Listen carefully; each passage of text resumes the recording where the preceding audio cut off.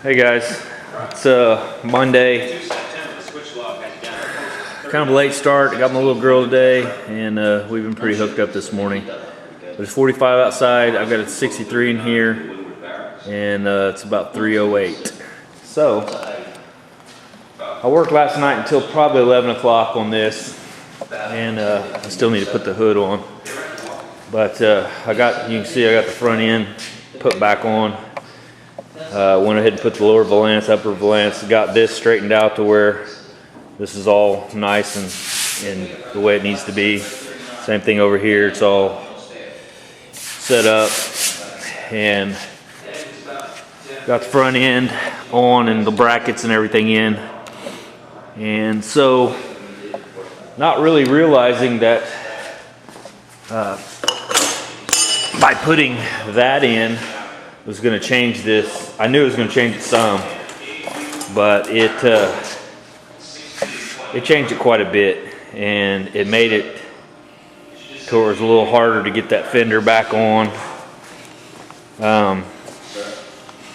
because I put this piece, the fender well, together with the bumper or with the fender, and put it all in together as one piece, which I think, instead of pulling that fender off each time and because it scratches that when I finally finish getting it all set up and put it together, I'll leave it that way, and then bolt it in like I did this time, which I wouldn't have thought it'd been that hard to put that back in, but it ended up giving me quite a bit. I had to readjust pretty much everything again. So here's my final gap. What I'm going to end up having to work with, and about right here, it's close. Then obviously it's huge here, big here, big here, big here, all the way down. So pretty much going to have to add rod to the whole gap. But I've got everything locked down the way it's going to stay. I was going to tell you also, I worked, because this ended up sticking out quite a bit more, I worked all this 2x4 hammer, worked this down, use my spoon, take it in here, put it in your gap, and you can work it like this, okay?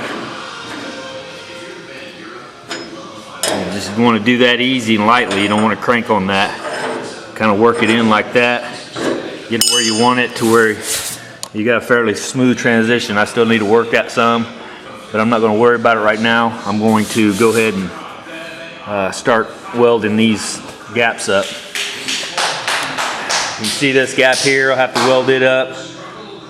Pretty happy with this. I'll have to pull this up just a little bit more, but then yeah, I'll have to weld all that in, shape it up, and get those gaps like they need to be. So that's probably what I'm going to work on today, now that I got all this in and locked down. I don't have anyone to help me put that hood back on, but at this point I don't think it's really going to make that big of a difference. These lines here are not too bad coming through here. Yeah, it just takes a lot of time to get these body panels exactly where you want them, and then, like I said, locking everything down. And then I had a question asked to me by Double R Russ, that once I got these where I wanted them, was I going to drill holes? Well, that's an excellent idea, actually. But I'm not sure I want a line-up hole here, so I'm not real sure exactly. I may take like a Sharpie and just mark this out for when I'm fitting it back together. In here won't matter so much if I drill a hole through it for line-up, but yeah, it'd be nice to be able to line that right back up and not have to, go through what I did yesterday. So, all right, guys. It's looking pretty good. I said I still got this side to do too. This side is actually worse than the other side. But I'm gonna get that going. It's gonna be more of the same. You guys watched me do all this. I'll probably, you know, pop in here and there just to show you what's going on. But other than that, all I'm gonna do is take me a rod and just weld it to this panel here. I'm not gonna mess with this one because it's a nice panel. I mean, it's a factory panel, it's already good, so the modifications will come to this one. So I'll get that welded in there and ground the way I want it, and then that'll be it. Alright guys, I'll bring you back, see you. Well, here's an idea. Finally, it takes me a while, but my brain finally kicks in. You know, I have a lift, and so I thought, you know, why don't I use that to assist me with the hood? So basically all I gotta do is hold the brackets up here like that, and we'll see how it works. But I think if I get the front one on both sides, then I can go ahead and get the back ones on and should be fine, and pull this out and I'll have my hood on, so won't need help after all. Which, like I said, if you use my brain a little sooner, it'd probably help out.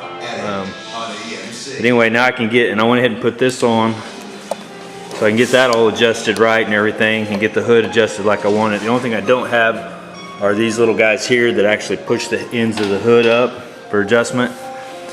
So it may sit a little low here. But other than that, should be good to go. So anyway, I'll bring you back once I get that bolted back on. See you. Alright guys, there it is. I'm having a little issue with the adjustment in here, which I don't think is any big deal. When this bracket that's under here isn't in there, this hood sits down real nice. This gap to me is a little bit too big, and this in here is about right. So if I could split the difference on that, and that's just going to take a little bit of adjustment. My center line here, you can see that is just a little bit that way, just a little tiny bit. So I'm thinking that just coming that way just a little bit is going to fix my issue there. But good enough that you know, when I start adjusting my brackets and getting all that, there's play in the brackets, and I mess with that. I'm still not having any luck with it, so it's just going to be one of those deals. I may have to ream out some of the holes a little bit to make it adjust back and forth. But yeah, there it is, and that's minus the trunk. That's the whole car. So from here, like I said, I'm going to go ahead and start hooking this deal here up and get these gaps set up. But I just want to get that hood on there real quick and get it lined up. That way I knew everything, you know, looked decent. Man, I wish I could get both gaps like this. This gap here is really, really nice. That would be the bomb to get both of them like that. Now I probably have to be just a tad bigger to get this one lined up. It's bigger here, and like I said, I think it's because the hood is pulling that direction just a little bit when it catches into this latch here. When it comes back up, let me pull this up, hold on a second. When I get it to relax, that gap falls into place. But as I push it down, it wants to kick it off to that side. And like I said, I've been messing with the adjustments. Maybe I need to work on a little bit more. And you can see some little bit looks like weld-through primer, silver. Hey, that's what color the car. Well, I actually did that on purpose. I want to see what the car would look like in silver. And so if you guys were wondering, that's basically what it's going to look like in silver. So isn't that pretty? So now I'm just jacking around.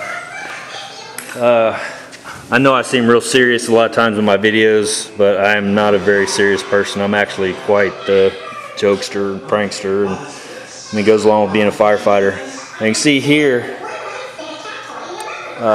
now the gap is closed up and looks nice. So I think my big issue is that adjustment in there. So, but like I said, that can be worked out. Not that big a deal right now. So I get these bad boys done, and then we can get on with the body working part of this deal. And that'll be, I still got to do the door. I got to take the skull face out and all that. I'll take you guys along with me on that one. I've been really wanting to do a video, and I did a little bit of a video on the metalwork and using the slapping spoon and all that a few videos back. And I see a lot of guys that are trying to, and I'm not saying anyone's doing it wrong. I'm just saying that there's a couple of ways to do it. And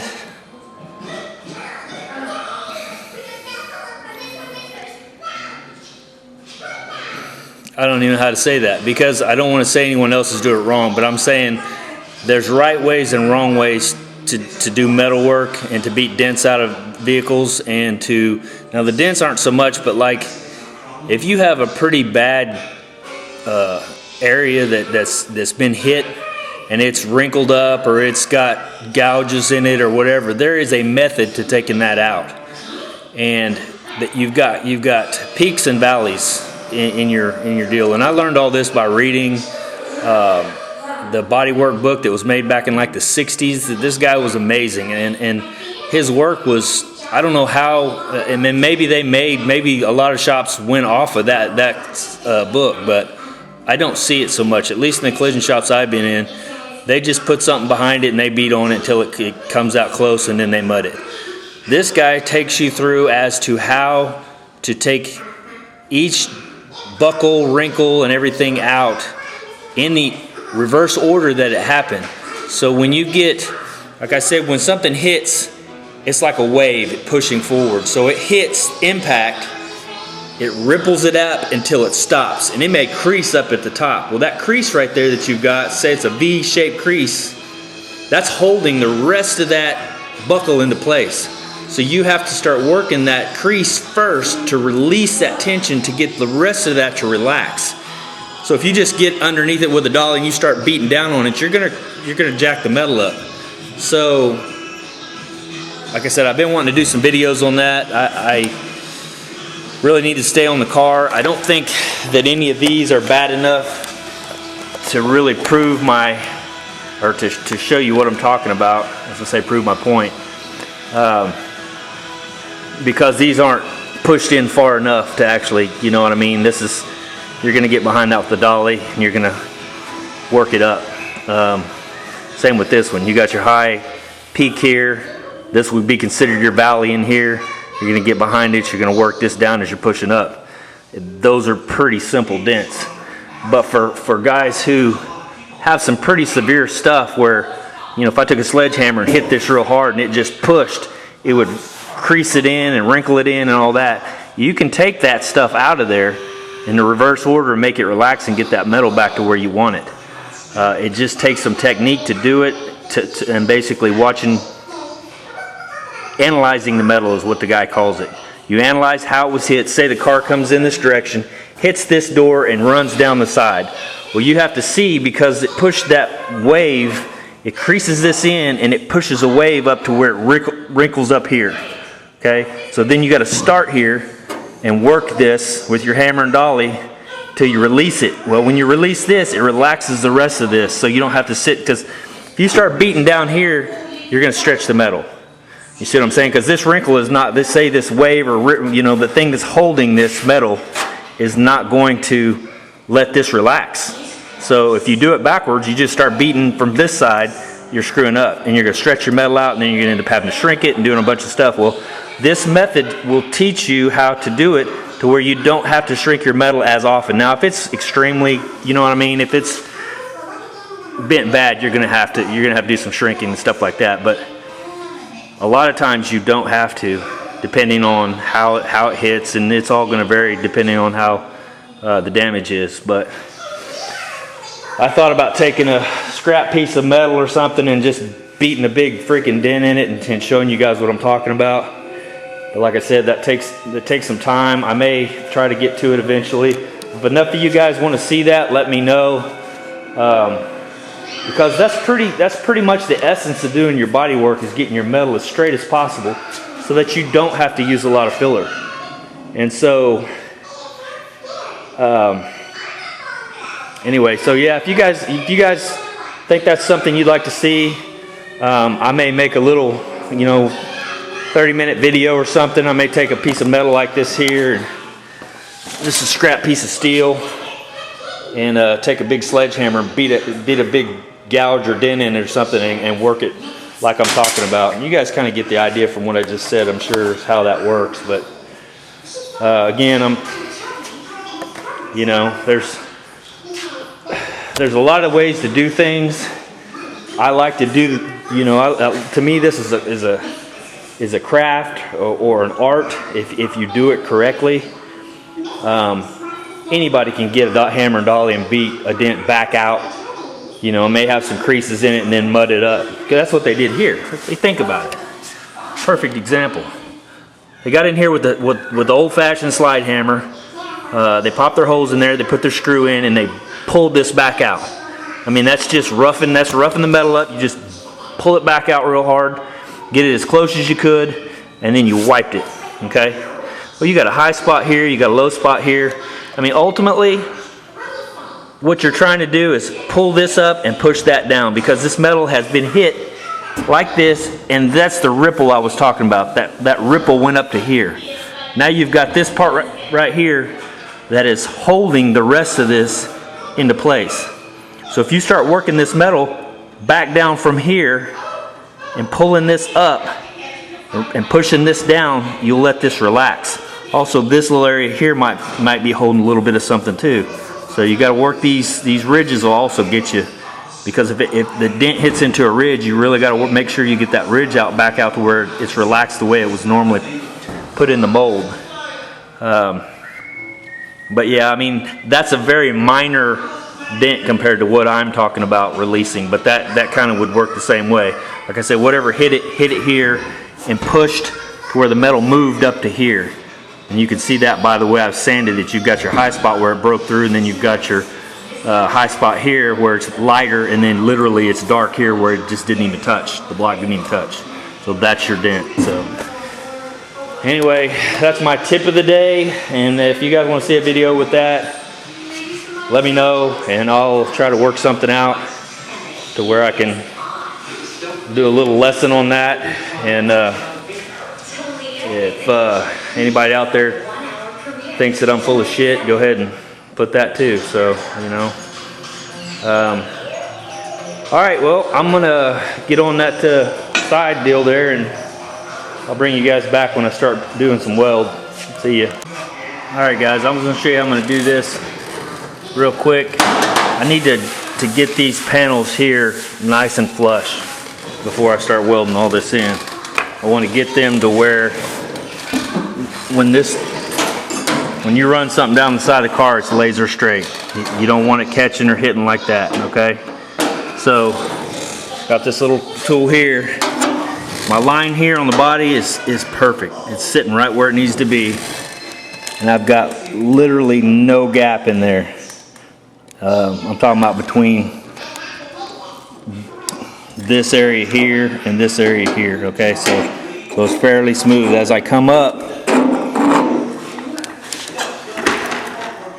you can see there's very little light all the way up. Now, here on this one, it's getting a little bit more. So that side needs to come out of it a little bit. So I take my spoon, I come in here, I just flex it out just a little bit, move up, flex it out just a little bit, okay? And all this stuff is just finessed till you get to where, you work this metal to where it's nice and that transition is perfect, okay? So right there, I'm showing that right. It's not exactly like it needs to be, so I'm gonna have to work that out with the spoon just a little bit behind this. This door's out just a little bit. I may have to kind of pop in on this while I'm pulling this out, but that's gonna get you where you want to be. You can see there, it's just a little bit. This door is a little bit higher than this one, just a little tiny bit. But that's where that spoon comes in. Take your spoon, put back here and just kind of flex that in a little bit. Okay, get that metal where you want it. And you got to be careful here because you don't want to flex that metal out in too much or out too much, because you end up stretching the metal here. If you push it back that way, you can end up putting a dent right in here, and you don't want that, because right here is where they bend the metal over when they skin that door, and you can probably even kind of see right there. That's about how far back on the inside that goes. So if you're to flex that up too much and it bends that in, then you're going to have a little lip right there to where you'll have a dent right in here. So, but anyway, some of the fine adjustments, trying to get this just so to where when you look down the side of the car, it looks perfectly laser straight. That's kind of some of the stuff you're going to have to do. If you've got a panel sticking out here too far, like I said before, you can take your 2x4 and just kind of gently work that metal. If you take it and just bash the hell out of it, you're gonna screw your panel up real bad. So it does take some practice, some work, and just work your way slowly into doing it instead of just taking a hammer and going to town. So I don't know if you guys can see how, but that's pretty nice. It's still a little bit high. This still needs to come out just a little bit, but I'm gonna keep working on that, and then we'll start stripping this back to get ready to put that filler rod in there. All right, see ya. All right, guys, that's what we got there, and you can see the gap here is really tiny. Like literally, this won't fit. And that's what I want, because I'm going to work this material down to get it exactly where I want it. Okay, so what I did was I took one of my big rods, I kind of bent it to that contour, took me some magnets, stuck it in there like that to hold it, and then went ahead and started tacking. Okay, so you can see as I come down, there's the original gap again compared to the smaller gap. So, and this still won't fit in there. So when I come back and weld this solid and get this all filled in, then I'll come back with my my grinder and grind this all back down. Probably what I'll do is use a roll lock disc, probably this one right here. It's got 3-inch back on it where I can put it in here like this, and what that'll do is that'll keep that fairly, nice and smooth, versus trying to get in there with something else that may kind of make it all jacked up. This is going to make it a better cut, I think. So then I'll come in here and kind of contour that up to match the same contour as the door. But yeah, I just thought I'd give you a little quick update, show you what I'm doing. And I'm gonna get another piece of fat rod here. I think that's 1/8-inch rod, and I'm running it on down through here. And if it's not enough, I'll go ahead and do what I did here and add another little piece, because when I put the fat rod in here, it still wasn't quite enough. So that's kind of what I'm doing. All right, I'll bring you back. See ya. All right, guys, another little heads up while you're doing this. You see, I always just leave this rod hanging off here. Most of my videos that I've used this stuff, I do that, and what I do that is so that I can actually, I'll put the tacks in and I'll get this nice and smooth where I want it, and I can move this and hold it and different things. So like this right here, I can literally put that right where I want it. Okay. And then as I work my way down, I can go ahead and push, because this is going to hold this area. Come in a little bit more, get it where I want it.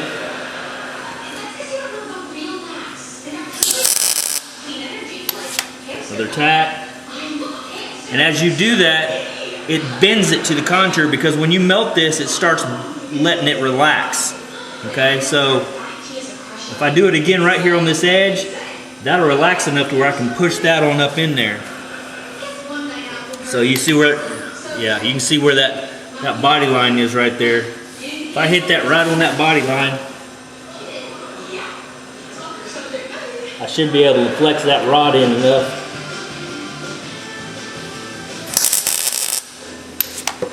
All right, it bent in, not quite as much as I wanted. So now I'll just take me a little hammer, which Alright.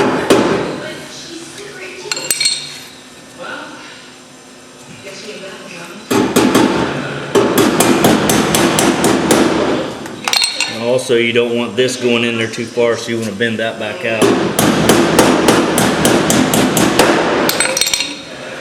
as you're going in with that contour.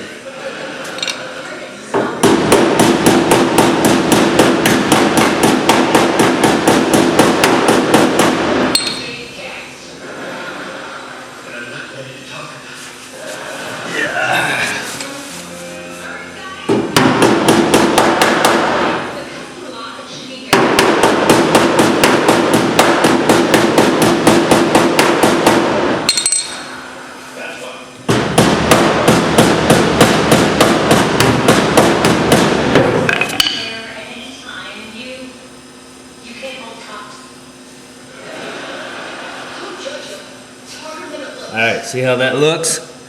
See how that fits right in there now? Alright, now I'm going to just hold that and make that work. Make it stay right there. What I do to my helmet.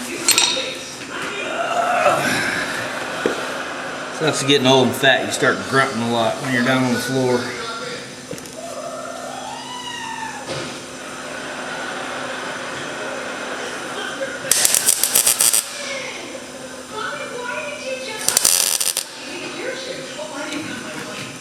Well, missed that one altogether.